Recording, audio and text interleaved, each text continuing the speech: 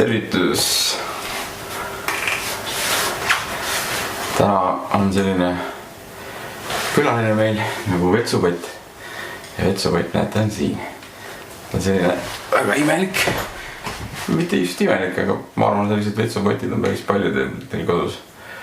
Ja ta on teeninud seda peret umbes 20 aastat. Ja nüüd ta otsustas, et ta läheb pensionile. Ja asemele tuleb uus teistsugune vetsupott. Loodame, et see teenib peret sama kaua. Ja nii paraku on, et iga asi saab kunagi otsa. Ka vetsupott. Ja täna ma lihtsalt aitan tal siis ära minna sellest tööelust ja siirduda pensionile. Ja loodetavasti läheb ta kõikide vetsupottide unistuste maailma vetsupottide paradiisi. Ja vaatame, mis sellest saab. Nagu on näha, pott on juba lahkunud. Siin olid muidugi sellised kaebused, et läks kehvasti. Läks potist vesi alla. Ja siin on üks põhjus näha. Kanalisatsiooni see ekstsentrik on nagu allapoole keeratud ja temal see nivoo polnud nagu õige.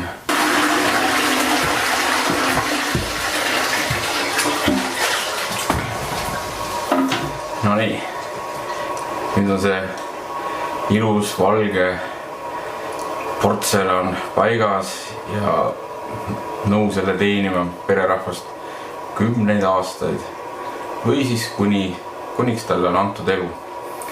Ja nagu näha on, asi töötab, vesi tuleb sisse, vesi läheb ära, vesi võtab endaga kaasa kõik head ja halvad asjad, mis temale antakse kaasa siit kanda. Aga nüüd siis potist, et pott on kuskilt slaavlaste hõimude juurest, kuskilt Tšehhist või kuskilt sealt kandist pärit. Ja need, kes pole eriti käelises tegevuses osavad, siis nendele ma ei soovitaks seda potti osta, sellepärast et hästi palju siin toimetada ja nuputada, et ta tuleb nagu legona kohale. Teda vaja siis ise kokku panna ja ühesõnaga juhendid on sellised, et mina oma silmaga isegi ei näe midagi lugeda, nii et seal pead kasutama oma vaistu.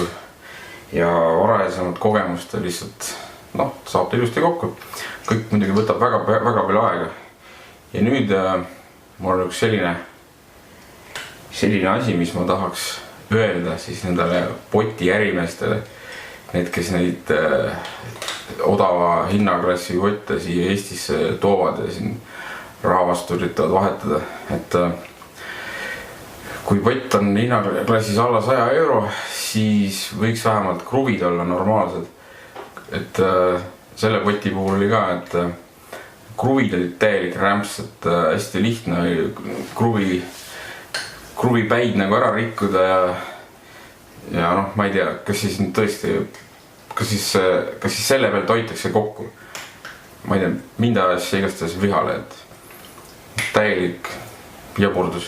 Ja see eelmine pott, mis siin oli, teda ära võttes, ma panin ka tähele, et kruvi probleem, et näiteks üks polt, see millega pott oli maa sees kinni, polt lihtsalt murdus ära lahti keeramisel. Et siin on küll natuke teistsugune lahendus, aga põhimõte on sama, et poldi materjal on mingisugune, ma ei tea, mis asi, ma ei tea, kus nad seda hangivad. Ma ei ole Eestis kuskil poes näinud nii kehva kvaliteediga üldse kruvi või polti. Aga näete kuskilt saab, et Tšehhid on osavamad meist neid kehvasid materjali leidma. Aga iseenesest on ta väga hea see potikene ja nüüd on ta paigas, hakkab tööle. Ja mis seal ikka? Selline oli tänane poti jutt, et ja omalt poolt soovin siis kõikidele tulevastele potipaigaldajatele raudseid närve, kes ostavad sellises odavamas hinnaskaalas potte ja kõikidele uutele pottidele, kes siis täna või homme või eile on siis omale uue kodu leidnud, soovin pikka iga ja kannatust ja kõike paremat. Tšau!